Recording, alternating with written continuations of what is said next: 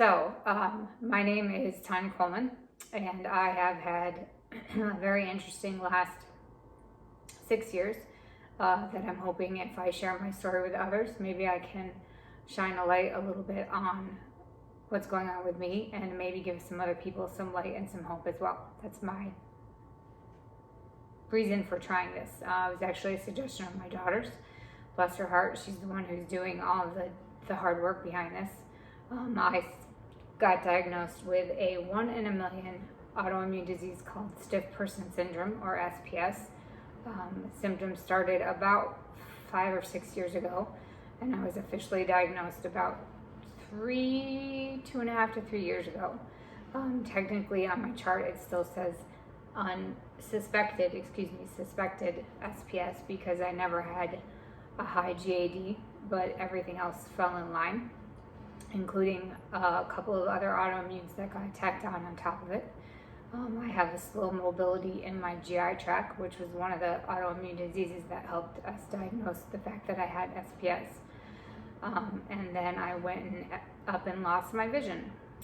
So now I am a big whopping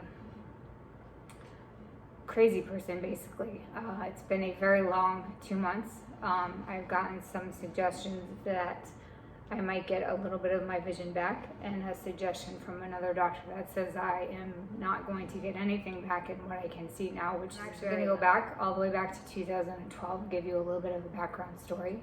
2010, I started having problems walking, feeling like I was walking on water. I was getting dizzy a lot, especially if I sat up or stood down.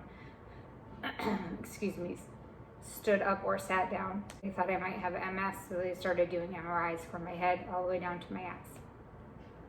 That's where they found some 5 Tarloff cysts, which they said since they weren't causing any symptoms, I didn't need to worry about, because everyone's born with them and they're usually benign. So after seeing 5 doctors, I came to the conclusion that I needed to be my own advocate, because every doctor kept saying they were benign and I wasn't having any symptoms, even though I was screaming at the top of my lungs that I feel like I'm walking on a boat all the time and it is exhausting. Then I started losing feeling in my right foot, so I was walking on a leg that was asleep for the majority of the time. So I found my own doctor who drained them all, sheathed them. One of them was the size of a quarter, and that's the one that had spinal fluid going in and out, and that's what was making me feel the way I was feeling. So that's also a very rare thing. So I've had 3 rare things happen to me in one lifetime. Came back from that, and I was given 4 months, and I was able to start swimming again. Was a triathlete, was an athlete, mostly a runner, but we started doing triathlons as well. In April, I had surgery in January of 2012. In April, I was allowed to swim again. Swam 1 lap, got a little dizzy, thought I was going to throw up. Came back the next day, swam 2 laps. Kept doing that through the course of April. In May, I was able to ride my bike, and in June, I was able to run. Once I realized I could do all of those 3 things, I decided to do an Ironman, because if life was going to sucker punch me with something, I was going to sucker punch back with something that I'd always wanted to do. It was a lot of training. Both of my kids at that point were on the bus, so I was able to do some of my training on my days off. Used to be a pharmacist, now out on disability, but I had 12-hour days on and 12-hour days off, so I was able to make the training work. We lost some family time, but I think my husband understood why I wanted to do it. Accomplished that. The following year, I was training for a marathon because I still had a goal of breaking 4.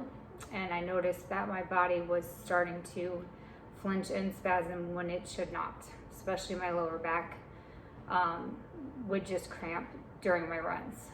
But my quads, my calves would be in a position that wasn't being used, and then they would flinch and cramp. I started seeing the SPS doctor right around the time I started not being able to swim. But he congratulated me on the fact that I continued to be as active as I could, because he said that was good for me. It's catch-22, because when you're active with your muscles, you are sore the next day. So it's this constant battle of how much do I want to do versus how much do I want to be sore the next day. Yoga, anything like that, certain things will just make me sore. I hadn't gone out on disability until March of 2020. At that point, I was having a lot more issues with my voice. They got me a magnifying set, like McDonald's, if you will, and I just pressed the button and it magnified my voice so that people could hear me. They got me a chair because I wasn't able to stand for 12 hours a day. But then I started getting more lung spasms. Intercostal muscles is what they call them, and it would be putting pressure on my heart, so I would feel like I was having a heart attack. I actually had an EKG done just to verify that wasn't the case. Then I portaled my doctor, and he said, actually, it's your intercostal muscles putting pressure on your heart. Sometimes that can happen even if your intercostal muscles aren't spasming. They think that your heart can spasm on its own. We're not positive yet. I'm having some Botox, just started some Botox to see if that will help. So there's a lot more to come if you keep listening to this channel. The biggest and most recent snowball is the fact that they found a toxin in my body that we're still trying to get to the bottom of as to whether it was something that got absorbed over time by something that I was eating or putting on or whatnot, or if it was actually autoimmune related. I have a second autoimmune disease on top of it. Apparently stiff person syndrome likes to pile them up on top of you. So I have a slow motility of the gut, which means most people can digest something in 1 to 2 days, and it takes me almost a full week. So I feel like I'm having stomach contractions almost all the time, like I'm gonna have a baby, which is no fun. Nobody wants that. And then the toxins that they had to get rid of my body actually caused me to lose my vision. So now I'm a stiff person syndrome who can't see and whose triggers are noise, cold, and a lot of crappy shit that doesn't necessarily blend well together. So it's going to be a very humorous, hopefully if I can keep it humorous, and long ride that I wanted to try to share with other people to see if I could help them in their journey, help them in my journey by sharing. I got a port about 2 years ago when we started IVIG because we were killing off all my peripheral veins, and we didn't want to do that because eventually I was going to need them, which I did. I, in June, had several trips and falls, which we will talk about in a different episode, because that's a whole nother thing that, as a mom, was very hard for me to go through. And now that I can't see, I'm having struggles with the fact that other people have to do things for me when I used to be able to do a lot for myself. And I have to live with the fact that my kids had to see stuff that they cannot see. And again, I would like to get into those things further, but I know that this particular episode is already getting long. But we're gonna call this something like SPS with a side of blind. So if you have either one of those conditions and you just want to listen to my story, you have questions, you want to share in my journey, then please follow me. I would love to have some other people out there besides community members that actually understand what I'm going through. I still walk like a normal person for the most part, and I don't think anybody that understands that I've had vision loss understands that I am legitimately legally blind.